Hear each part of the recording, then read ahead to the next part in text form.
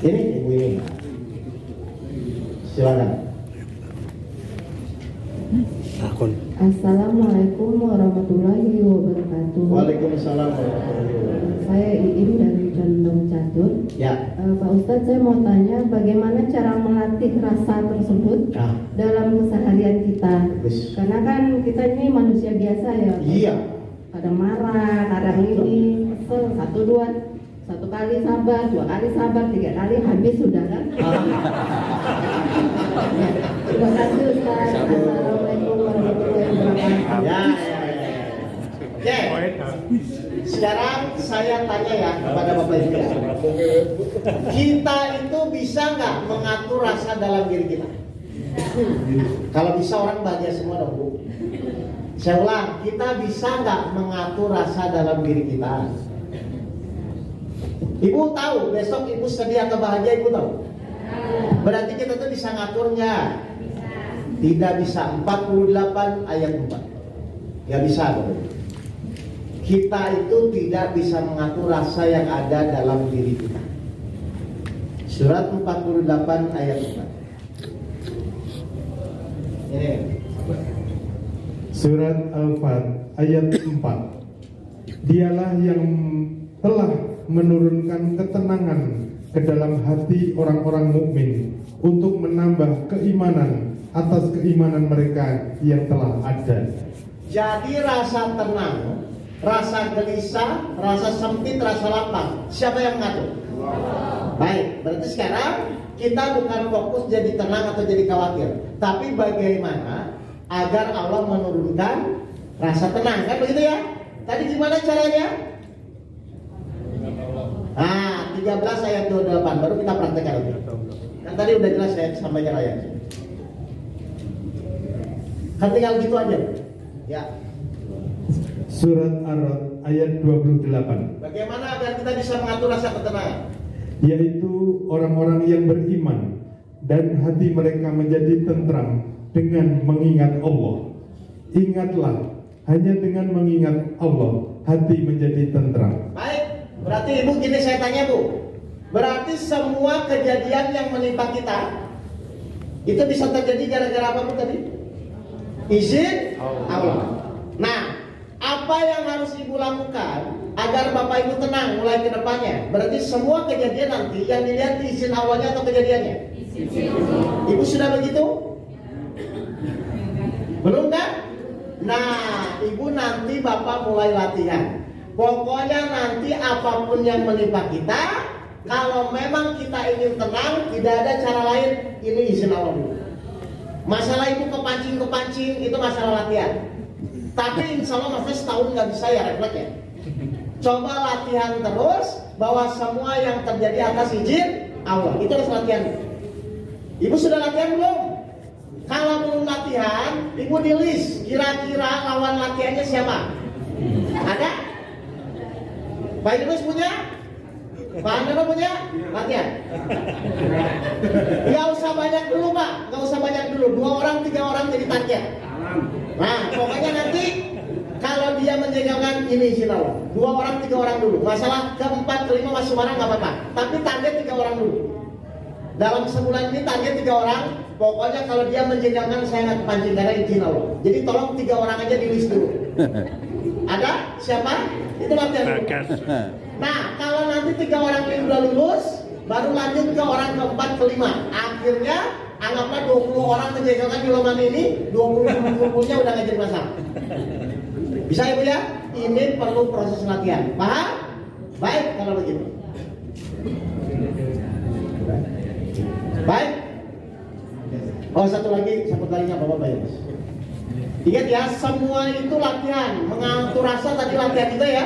Jadi latihannya, kalau ibu sudah tenang terhadap sesuatu yang terjadi, baru ibu berdoa. Jadi nggak boleh dalam keadaan marah. Silakan. Assalamualaikum warahmatullahi wabarakatuh. Waalaikumsalam warahmatullahi wabarakatuh. Ustaz mau ditanya, jadi kesimpulan dari semuanya itu kan tadi kita menyerahkan semuanya pada Allah, ya kan, supaya tenang.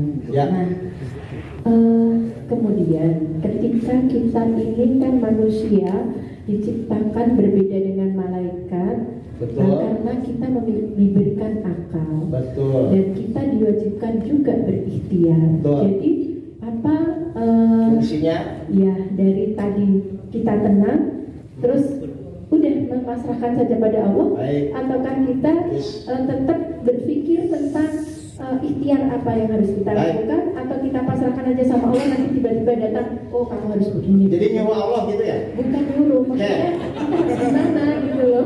Oke, Ibu jangan duduk dulu ya. Ayo. Saya tanya, ini jujur semua yang ada di sini.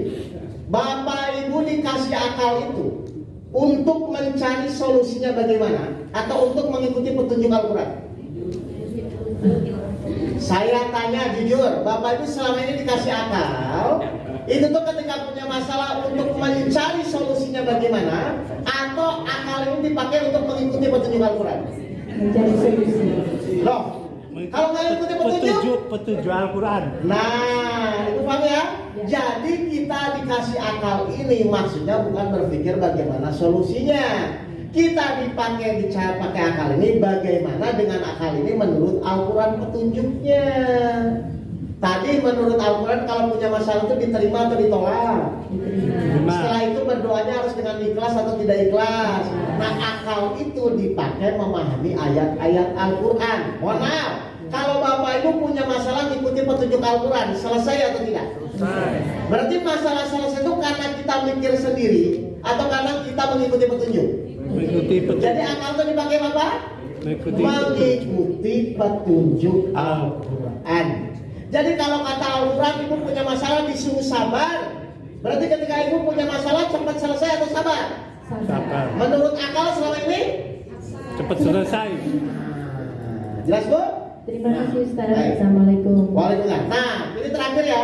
Kalau Bapak Ibu nanti sudah mengikuti petunjuk Al-Quran, perhatikan apa yang Allah lakukan. 18 ayat 18. Baru nanti setelah 18 ayat 18 baru ke surat Yasin, maka terjadi masalah selesai.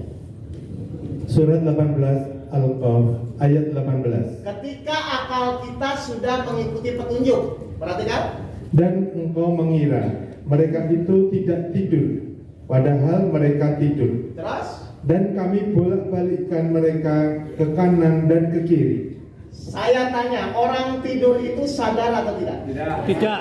Tapi Allah tadi membolak-balikan ke kanan dan ke kiri. Berarti Allah bisa nggak menggerakkan kita meskipun kita tidak sadar? Ibu kan tetap wajib ikhtiar, hutang tetap berusaha dilunasi, sakit tetap berusaha pergi ke dokter. Tapi ketika ibu mengikuti petunjuk, maka Allah akan gerakan. Harusnya ke dokter A, tapi Allah tahu dokter yang bisa menyembuhkan, nanti Allah gerakan.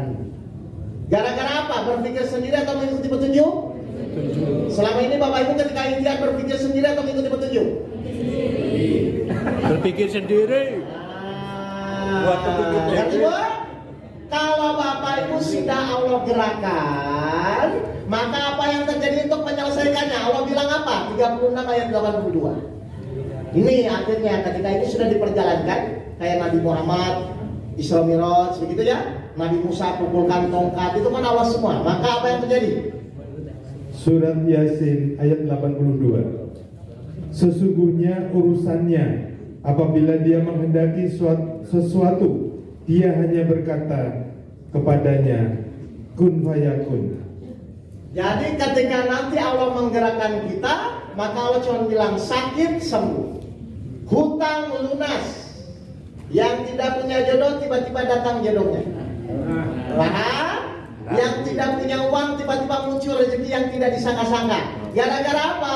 Mengikuti petunjuk sesuai Bapak Ibu sholat 5 waktu selalu mohon ihdinas siratal mustaqim. Itu maksudnya.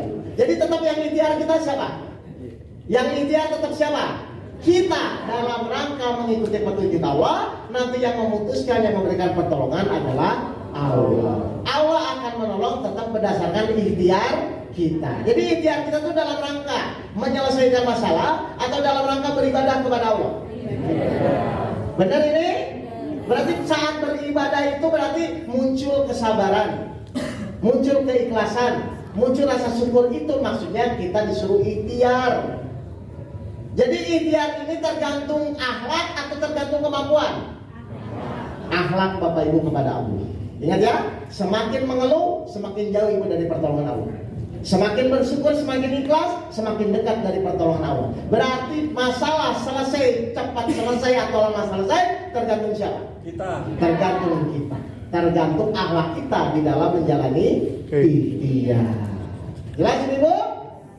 Baik, kalau begitu terima kasih. Mungkin itu dulu, ya. Saya kembalikan ke MC. Silakan Ustadz Yunus.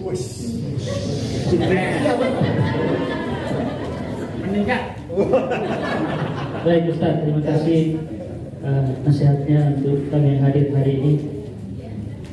Sangat bermanfaat, terutama kalau kita lihat bapak-bapak ini Ustaz. Coba lihat matanya Ustaz dari ujung sampai ini. Ini wajah-wajah soleh semua.